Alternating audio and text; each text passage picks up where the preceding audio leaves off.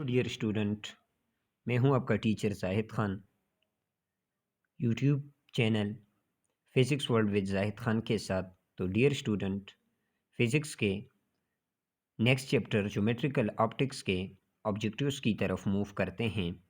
First objective का given data है, if the angle of the incidence is 30 degree, the angle of reflection will be dash. तो dear student, first objective के statement को समझना है। अगर हमारे पास एक इंसिडेंट लाइट के लिए एंगल 30 डिग्री हो तो एंगल ऑफ रिफ्लेक्शन क्या होगी। ऑप्शन है, option A 30 degree, option B 45 degree, option C 90 degree and option D 210 degree. तो डियर स्टूडेंट, समझना है, लॉज ऑफ रिफ्लेक्शन है, अगर इंसिडेंट और रिफ्लेक्टेड लाइट के लिए अगर प्लेन सेम हो तो एंगल ऑफ रिफ्लेक्शन इक्वल्स होगी एंगल ऑफ इंसिडेंस की, यानी एंगल ऑफ इंसिडेंट इक्वल होगा एंगल ऑफ रिफ्लेक्शन की। तो डियर स्टूडेंट, यहाँ करेक्ट ऑप्शन होगा 30 डिग्री, क्योंकि इंसिडेंस लाइट के लिए और रिफ्लेक्टेड लाइट के लिए यहाँ प्लेन सेम है। तो लॉज ऑफ रिफ्लेक्शन को यूज़ करके हम ये कह सकते हैं कि incidence of angle incidents equal होगी एंगल ऑफ रिफ्लेक्शन की। डियर स्टूडेंट, नेक्स्ट ऑब्जेक्टिव की तरफ मूव करते हैं। ऑब्जेक्टिव का स्टेटमेंट है, when R is the radius of a curvature of a concave mirror, real dimension image will be form when the object is it dash. Dear student, ये हमारे पास आ गया एक कनकेव मिरर, ये है प्रिंसिपल एक्सिस। तो dear student, ये point यहाँ से लेकर यहाँ तक, इस लाइन को मैंने कह दिया कि ये रेडियस ऑफ द कर्वेचर है फॉर द कनकेव मिरर। और एफ जो है ये इसका फोकस पॉइंट है, क्योंकि फोकस पॉइंट हमारे पास इक्वल होता है रेडियस के हाफ के।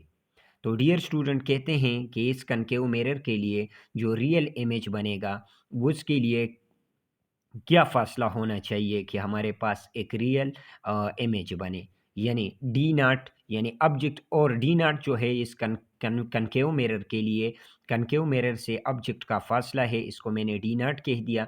ये डी नॉट फासला जो है ये ग्रेटर देन आर हो तो रियल इमेज बनेगा, D not equal to R हो तो रियल इमेज होगा, यानी radius of the curvature greater than हो ऑब्जेक्ट के फासले से। अब समझना है डियर स्टूडेंट, ये ऑब्जेक्ट जो है जो डी नॉट फासले से हैं कनकेव मिरर पे, अगर ये ग्रेटर देन आर होगा या ये ऑब्जेक्ट मूव करके इधर आ जाए, इस पॉइंट पे आर रेडियस के पॉइंट पे आ जाए, सेंटर ऑफ द कर्वेचर पे आ जाए, तो D not equals to R, यहाँ हमारे पास एक रियल इमेज बनेगा। या ये ऑब्जेक्ट मूव करके यहाँ तक आ जाए, यानी ऑब्जेक्ट का फासला कनकेव मिरर से के रेडियस से ग्रेटर हो और फोकस पॉइंट से लेस हो, यानी अगर ये ऑब्जेक्ट इस पोजीशन पे आ जाए तो क्या हमारे पास इमेज जो है वो रियल बनेगा, वाज़ेह इमेज बनेगा। या डी नॉट या ऑब्जेक्ट यहाँ आ जाए, या फोकस पॉइंट पे ऑब्जेक्ट आ जाए, इस पॉइंट पे आ जाए ऑब्जेक्ट, यानी ऑब्जेक्ट जो हो अब वो प्लेस हो एफ पॉइंट के ऊपर, तो क्या यहाँ रियल इमेज बनेगा। तो डियर स्टूडेंट, समझना है, जब हमारे पास ऑब्जेक्ट रेडियस से पीछे हो और यानी डी नॉट जो है ऑब्जेक्ट का फासला रेडियस के फासले से ग्रेटर हो, तो हमारे पास एक रियल इमेज बनेगा। तो सो करेक्ट ऑप्शन जो है वो है ऑप्शन नंबर फर्स्ट ए, यानी जब ऑब्जेक्ट का फासला रेडियस के फासले से ग्रेटर होगा तो हमारे पास एक रियल इमेज बनेगा। नेक्स्ट ऑब्जेक्टिव है student, the focal length of the convex mirror with the radius of the curvature is 10 centimetre. Dear student, समझना है, हमारे पास ये आ गया कन्वेक्स मिरर, ये है प्रिंसिपल एक्सिस, और मैंने कह दिया कि ये पॉइंट जो है ये है रेडियस ऑफ द कर्वेचर और ये इक्वल है 10 सेंटीमीटर का। तो डियर स्टूडेंट, अब हमसे पूछ रहे हैं कि इसका फोकस पॉइंट क्या होगा। तो डियर स्टूडेंट, हमें पता है रेडियस हमारे पास होता है double of the focal length के। लेकिन जब हम एफ़ को फाइंड करेंगे, यहाँ एफ़ को अगर हम फाइंड करने की कोशिश करते हैं तो एफ़ हमारे पास आ जाएगा r/2, और r/2 आ जाएगा। तो r हमारे पास इक्वल है कन्वेक्स मिरर के लिए 10 सेंटीमीटर, डिवाइडेड बाई 2 करेंगे तो आंसर आ जाएगा 5 सेंटीमीटर। लेकिन कन्वेक्स मिरर जो है वो हमें रियल इमेज नहीं देता, वो हमें इमेजनरी इमेज देता है और बिहाइंड द कन्वेक्स मिरर देगा। तो यहाँ ऑप्शन इसके साथ जो आएगा माइनस इसलिए आएगा कि ये बैक साइड पे इमेज बन रहा है, यानी एक इमेजिनरी इमेज बनेगा हमारे पास कन्वेक्स मिरर का।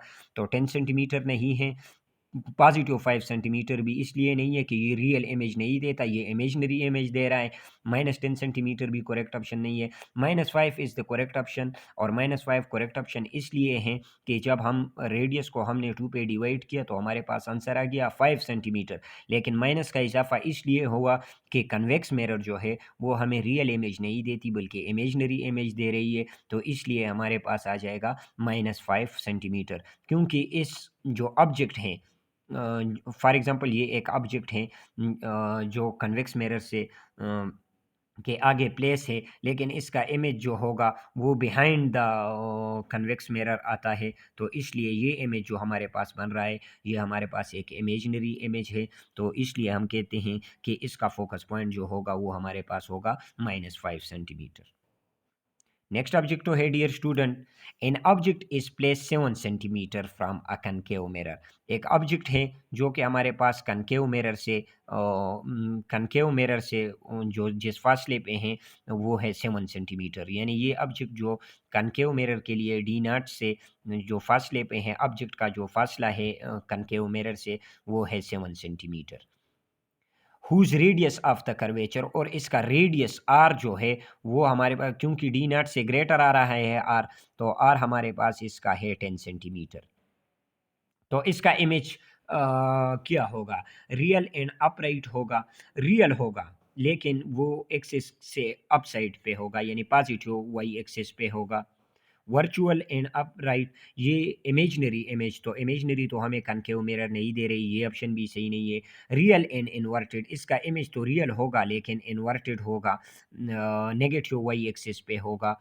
आर डी ऑप्शन में कह रहे वर्चुअल एंड इन्वर्टेड, ये इमेजनरी होगा लेकिन इन्वर्टेड होगा। तो डियर स्टूडेंट समझना है ऑप्शन नंबर सी क्यों करेक्ट है। ऑप्शन नंबर सी इसलिए करेक्ट है कि कनकेव मिरर तो सबसे पहले हमें जो इमेज देती है वो है रियल, और इसका इमेज जो होगा वो नेगेटिव वाई एक्सिस पे होगा यानी इन्वर्टेड होगा। तो so the correct option is C. Next object है which one of the following material will reflect light more. कौन सी लाइट मटेरियल जो है, वाटर, ग्लास, एयर, डायमंड, इन चारों में से कौन सा मटेरियल जो है वो ज़्यादा रिफ्लेक्ट करता है लाइट को, वाटर, ग्लास, एयर और डायमंड। तो हमें पता है रिफ्लेक्शन ऑफ द लाइट जो है वो डिपेंडेंट है reflective index of the material पे। तो reflective index of the material diamond का सबसे ज़्यादा है, तो हम कह सकते हैं कि ज़्यादा रिफ्लेक्ट लाइट जो होगा वो डायमंड के लिए होगा। रिफ्लेक्ट वो प्रोसेस है जिसमें लाइट इस तरह होती है कि वो एक मीडियम से तो दूसरे मीडियम में एंटर हो जाती है, लेकिन रिफ्लेक्ट होती है, वो जो अपना रास्ता है वो छोड़ लेती है, वो रिफ्लेक्ट हो जाती है, कन्वर्ट हो जाती है। तो डायमंड जो है इसका रिफ्लेक्टिव इंडेक्स ज़्यादा है, तो जब लाइट किसी मटेरियल से डायमंड में एंटर होगा तो वो अपना जो पाथ वे है उससे रिफ्लेक्ट होगा, मोर रिफ्लेक्ट होगा। इसकी रीज़न ये है कि डायमंड जो है इसका रिफ्लेक्टिव इंडेक्स इन तीनों से ग्रेटर है। नेक्स्ट ऑब्जेक्ट तो है a convex lens with the focal length of 8 centimeter has the power of lens is dash 2.05 diopter, 4.00 diopter, or C 12.5 diopter या 16.0 diopter। तो डियर स्टूडेंट हमें पता है कि फोकल लेंथ जो हमें गिवन था वो है 8 सेंटीमीटर, और अब हमसे पूछ रहे हैं कि पावर ऑफ द डायप्टर क्या होगा। तो डियर स्टूडेंट समझना है, हमारे पास जो फोकल लेंथ था वो है 0.8 सेंटीमीटर, यानी 8 सेंटीमीटर को हमने कन्वर्ट किया 0.08 मीटर में कन्वर्ट किया, और डायप्टर का फार्मूला है D इक्वल्स टू 1/f यानी फोकल लेंथ, और वो होगा मीटर में। तो जब डी की जगह dioptre is the unit of the power for the lens, तो 1/f, और f की जगह हमने पुट किया 1/0.08 मीटर। आफ्टर द कैलकुलेशन इसका आंसर हमारे पास आ जाएगा D equals to 12.5 dioptre. Next object तो है if the distance from your eyes lens to the retina is shorter than for a normal eye, you will struggle to see the object that are dash nearby, colorful, far away, moving fast. If the distance from your eye lens to the retina, अगर retina का distance जो है हमारे eye lens से वो shorter हो than for a normal eyes you will struggle. तो हम जब डिस्टेंस हमारे आई लेंस का शार्टर होगा हमारे रेटिना से, यानी इमेज जो है वो आगे बनेगा द रेटिना, तो हम स्ट्रगल करते हैं, नियर बाय ऑब्जेक्ट के लिए हम स्ट्रगल करते हैं। नेक्स्ट ऑब्जेक्टिव है who benefit more from using a magnifying glass, a person whose near point is located at a distance away from the eyes of dash।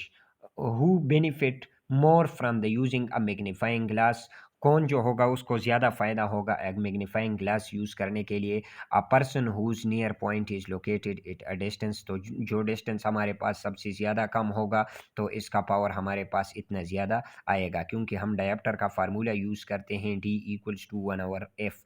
जितना हमारे पास f का फासला कम होगा फोकल लेंथ का, तो इतना हमारे पास वाजे एंड मैग्नीफाइंग इमेज जो है उसकी हम स्टडी कर सकते हैं। सो the correct option is 25 centimetre, क्योंकि 75 सेंटीमीटर भी मोर डिस्टेंस है, 50 सेंटीमीटर भी है, 35 भी है 25 से, तो ये तीनों वैल्यू ग्रेटर हैं। तो इसलिए जो फोकस पॉइंट हमारे पास जिस मैग्नीफाइंग ग्लास का वो कम होगा, उसकी वैल्यू कम होगी, इतना हमारे पास पावर ऑफ लेंस जो है, यानी जो लेंस हम यूज़ करते हैं मैग्नीफिकेशन के लिए, अगर उसका फोकस पॉइंट कम है तो इतना ज़्यादा हमें मैग्नीफाइंग इमेज वो क्या करेगी, प्रोवाइड करेगी। लास्ट एमसीक्यूज है the human I from the image of an object it it's dash. इंसानी आंख में इमेज कहाँ पे बनता है, आयरस पे, रेटिना पे, पीपल पे, कॉर्निया पे। तो इमेज जो है वो आइस के जिस पार्ट पे बनता है, जो जिस पॉइंट्स पे हमारे पास इमेज बनता है उसको हम क्या कहते हैं, रेटिना कहते हैं। Thank you dear student for watching. जहाँ भी अगर कोई प्रॉब्लम हो, जिस जगह पे प्रॉब्लम हो, आप इजीली कमेंट्स करके पूछ सकते हैं। और डियर स्टूडेंट चैनल को सब्सक्राइब करें नेक्स्ट वीडियोस के लिए, और अपने दोस्तों के साथ शेयर करें, और कोशिश करते हैं कि एक अच्छे और वाज़ेह कंसेप्ट के साथ आप लोगों के साथ शेयर करें MCQs, numerical and different topic related with the chapter geometrical optics. Thank you for watching dear student.